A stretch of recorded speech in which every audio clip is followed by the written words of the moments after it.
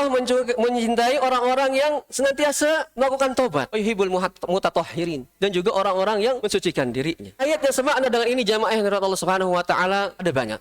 Di antaranya dalam ayat yang lain Allah Subhanahu wa taala berfirman dalam surah At-Taubah, ya kita tambahkan dalam bukunya surat At-Taubah yang semakna dengan firman Allah, qul ya ibadiyalladzina asrafu. Mengajak agar hamba-hamba Allah Subhanahu wa taala yang banyak dosanya untuk kembali bertobat kepada Allah Subhanahu wa taala. Dalam surat At-Taubah Allah berfirman, alam ya'lamu annallaha huwa yaqbalu taubah an ibadihi. Tidakkah mereka mengetahui bahwasanya Allah menerima taubat dari hamba-hambanya, wa ya'khudzus shadaqat, dan menerima sedekah-sedekah yang mereka berikan, wa annallaha huwat tawwabur rahim, dan sesungguhnya Allah dialah yang maha menerima taubat. Tawab jemaah yang dirahmati Allah Subhanahu wa taala dalam bahasa Arab itu yang sering, yang banyak, yang sigoh mubalaghah. Allah Subhanahu wa taala menerima terus taubat. Tawab Ar-Rahim, yang maha pengasih kepada hamba-hamba.